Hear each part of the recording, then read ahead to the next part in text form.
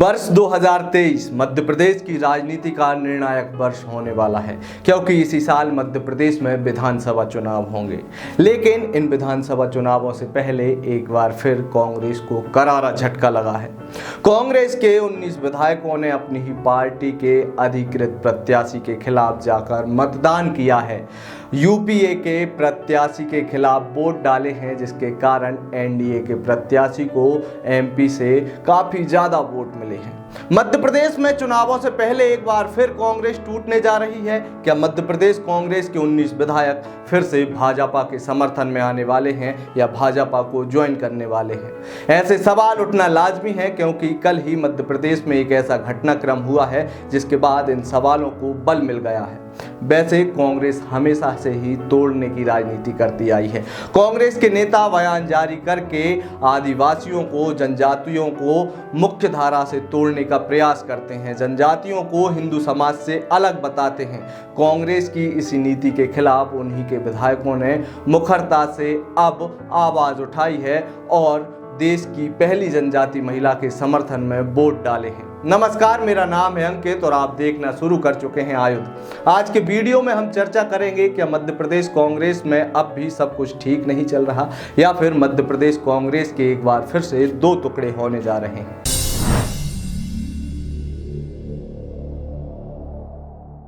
साल 2020 कांग्रेस के लिए हमेशा चुभने वाला साल रहेगा, क्योंकि इसी वर्ष मध्य प्रदेश में काफी लंबे समय बाद कांग्रेस पार्टी सत्ता में आई थी और इस सत्ता के मुखिया थे कमलनाथ के द्वारा मुख्यमंत्री पद पर शपथ लेकर कई सपने देखे थे, लेकिन इन सपनों को चकनाचूर कर दिया था कांग्रेस के ही बागी विधायकों ने, यानी कि सिंधिया समर्थकों ने कांग्रेस पार्टी से इस्तीफा देकर भाजपा को समर्थन दिया। उपचुनाव के बाद भारतीय जनता पार्टी बहुमत में आई और सरकार बना ली।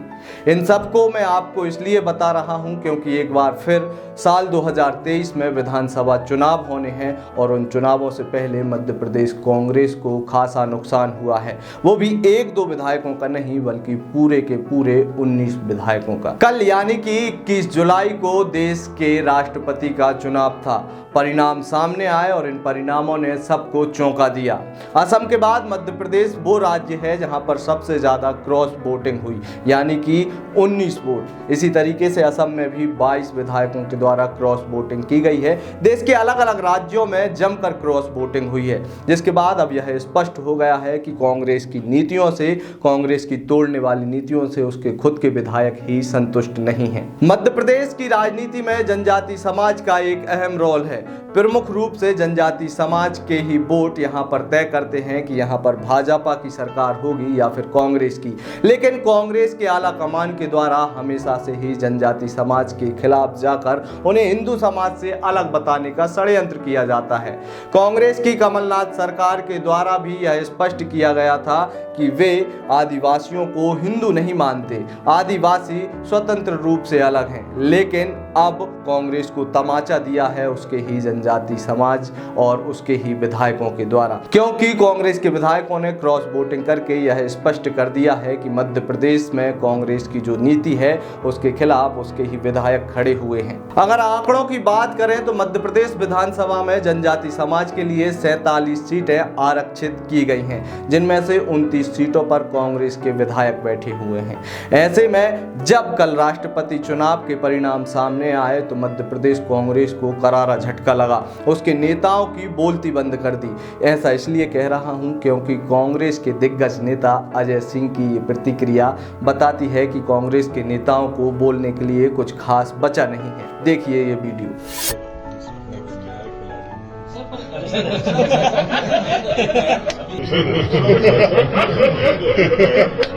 एक तरफ जहां पर कांग्रेस पार्टी के विधायकों के द्वारा अपने ही अधिकृत प्रत्याशी के खिलाफ क्रॉस वोटिंग की गई, तो अब कांग्रेस पार्टी के नेताओं में मायूसी छाई हुई है। लेकिन वहीं दूसरी तरफ सत्ताधारी दल के नेता फूले नहीं समा रहे।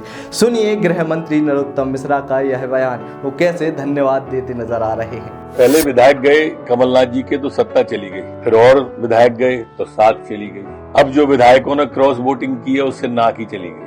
दरअसल राष्ट्रपति चुनाव के पहले ही इनने विधायकों के ईमान पर सवाल उठा दिया, उनको बिकाऊ बता दिया। तो विधायकों ने फिर अपनी अंतरात्मा की आवाज सुनी और क्रॉस वोटिंग कर दी। पूरी जर्जर होती कांग्रेस में आखिरी कील थी ये कल। देश के अंदर 2 प्रदेश ऐसे थे जिनमें इतनी बड़ी क्रॉस वोटिंग हुई है, उनमें से मध्य प्रदेश भी एक है। हमने तो पहले ही कमलनाथ जी को विधायकों ने अपील की थी कि जिंदगी भर, मैंने इसी स्थान से दिग्विजय सिंह और कमलनाथ जी से क्या था कि जिंदगी भर जनजाति के लोगों के वोटों पर आपने छिंदवाड़ा से सांसद रहे हो। पहली बार आजादी के इतिहास में कोई जनजाति की महिला राष्ट्रपति बन रही है, वोट करो।